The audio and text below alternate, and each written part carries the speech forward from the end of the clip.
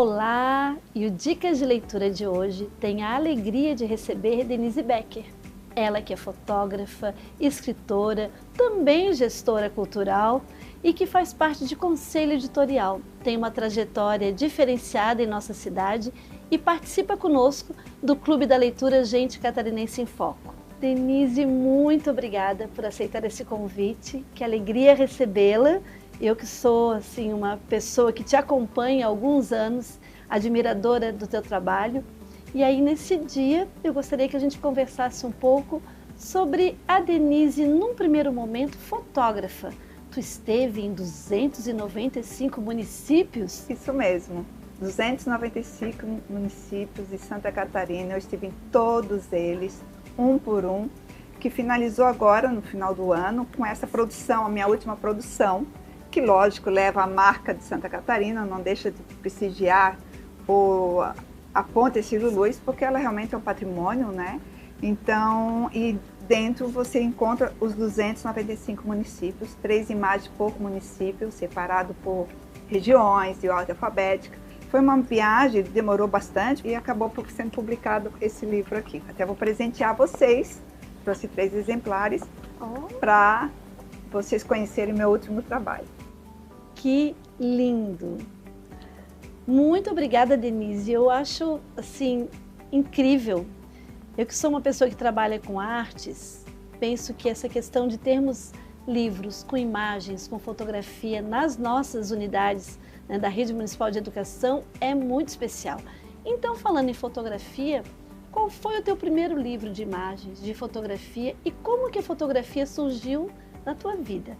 A fotografia em si, eu conheço, acho que por gente, porque o meu pai sempre gostou de fotografar, e ele andava com aquela câmera Kodak Instamatic, aquela bem assim, dentro do porta-luva do carro. Então essa foi a minha primeira paixão, ele deixava eu pegar a câmera dele para fotografar, então eu acho que isso é muito importante, né? São 15 livros de fotografia, o terceiro foi o de Florianópolis, esse aqui foi meu terceiro livro, que eu coloquei dentro do livro a poesia.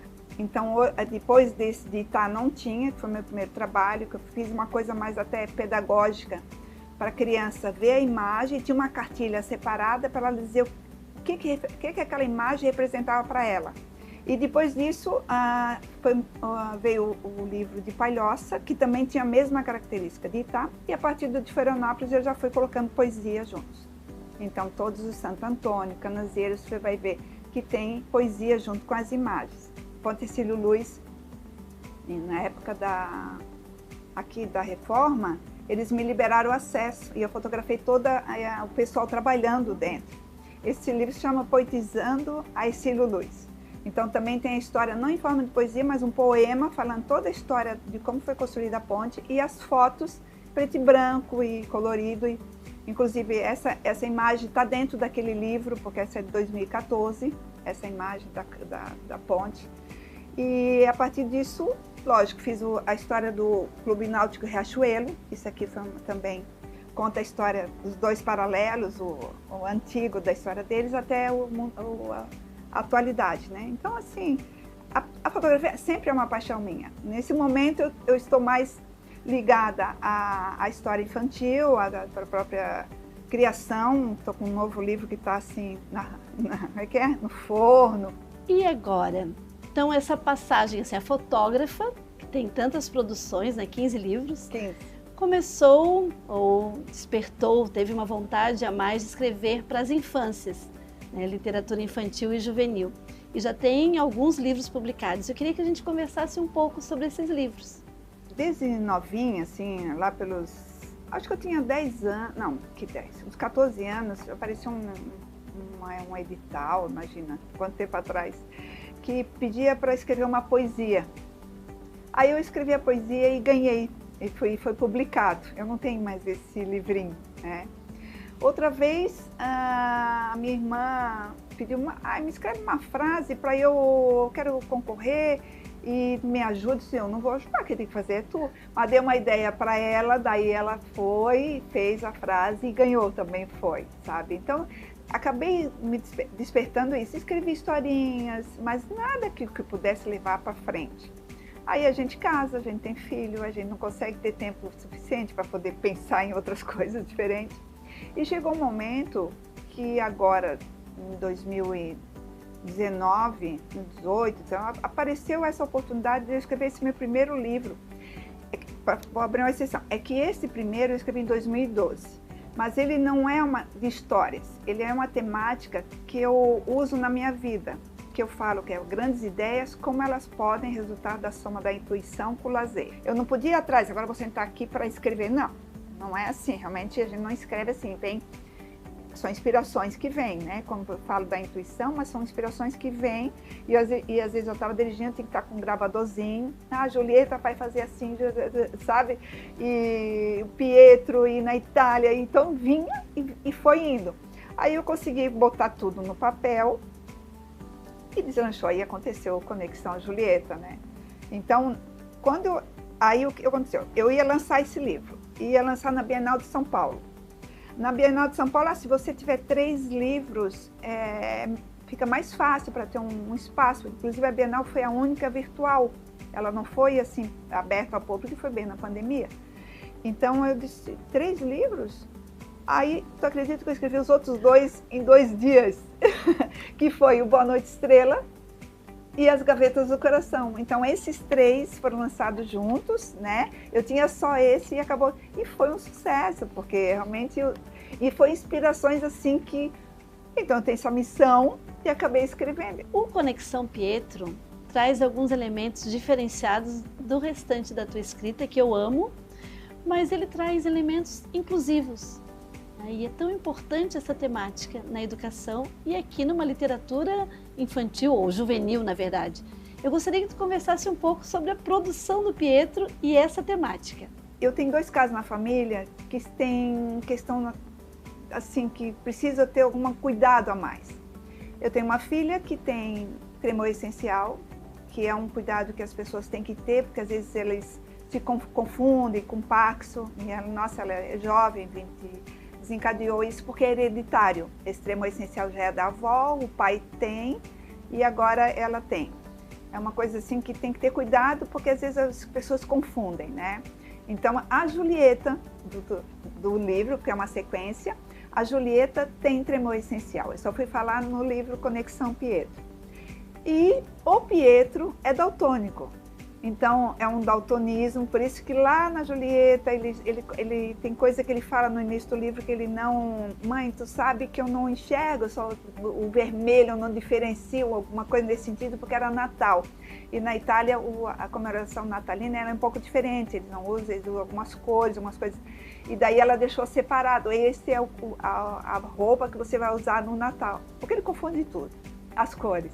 E isso realmente também é familiar, né? Um sobrinho que é daltônico, meu pai já era, e e o meu pai é fotógrafo, né? Então tem isso, fotógrafo, e ele daltônico, sim, realmente, chegar a perguntar que cor é essa, porque são coisas que a gente não tem o que dizer, né? Esse meu sobrinho pintou a onça de verde, então são detalhes, ele sempre tinha um amiguinho do lado para dizer as cores, e eu falei para minha irmã, e escreve no lápis de cor a cor que é, para daí ele ler e ter noção, que sabe que o céu é azul, então ele procura o azul, a mata é verde, então assim.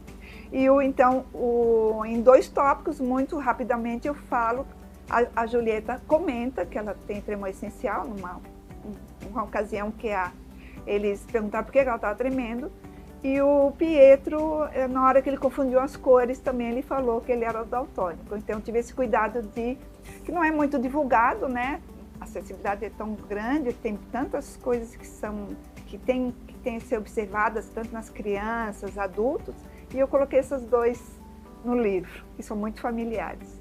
Fotógrafa, escritora, é uma pessoa que tem essa sensibilidade para as artes e também possui uma editora. Editora Filia. E eu queria que a gente conversasse um pouco sobre a editora, sobre essa produção, sobre como surgiu a editora, o significado do nome e o que tem de novo sobre essa editora. Eu tenho a editora há 5 anos E inclusive esse foi o primeiro lançamento da editora, a editora Filia. Filia porque significa que eu fiz uma busca e eu queria uma coisa relacionada à amizade. Então é uma das formas de amor que esse amor, filia, é o amor de um amigo, um amor fraterno. Inclusive meu outro selo, que é Letras Amigas, já está dizendo Letras Amigas, né? E realmente eu tenho 5 anos, já tenho acho que uns 15 produções, inclusive algumas minhas. No ano passado eu lancei 5 novos livros de 5 autores diferentes. No Letras Amigas também tem outras publicações, mas relacionado ao público infantil juvenil, eu tenho em torno de umas 12, 13 publicações. E esse ano, quando a editora faz 5 anos, eu vou lançar um novo edital, uma chamada para novos escritores infantis, né? E gratuito, vão receber o livro publicado e, lógico, oportunidade até de venda depois, mas vai ser lançado. A partir de maio, quando ela fizer 5 anos, vai ter um edital novo para essa chamada e eu dar oportunidade aos escritores, às pessoas que têm, às vezes, uma história que queria colocar no papel. É muito fofo, vem muita história do meu edital, assim, foi muito difícil de escolher. E eles foram ilustrados, entende? Então são assim publicações muito bonitinhas também para o público infantil. Como tem sido a recepção nas escolas? Tem algum momento especial que tu gostaria de compartilhar conosco? Como os estudantes recebem as tuas obras? Maravilhoso. Poder falar para os estudantes, poder apresentar para eles, contar a história do livro. São muitas perguntas que vêm, que às vezes eu fico até assim, o que eu vou responder? Porque eles têm uma necessidade de querer descobrir como é que escreveu, por que escreveu, por que terminou assim, por que não foi assim. Gente, é inacreditável que assim, a cabecinha das crianças buscam quando elas leem, quando elas têm o conhecimento e quando encontram um escritor, né? Eu acho que é muito legal, é tão importante esse contato para ele saber que existe, é real. E já teve ocasião que eu estava até no supermercado, os mais velhos, por exemplo, que leram Conexão de Letra, eu vi um grupinho que se reúne. Ela é aquela escritora, eu escutei assim de longe e eu fui conversar com eles, sou assim.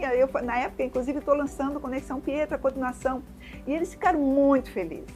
Então, assim, por exemplo, esse Boa Noite Estrela, quando eu falei com o primeiro ano, né, que é do Ensino Fundamental 1, gente, eu quase fiquei assim, eu não tinha mais nem resposta, porque eles queriam saber tudo sobre os bichos e por que era assim, se era assim mesmo que eles dormiam, de onde é que eu tirei isso, se eu tinha fazenda e por que cada um tinha um nome.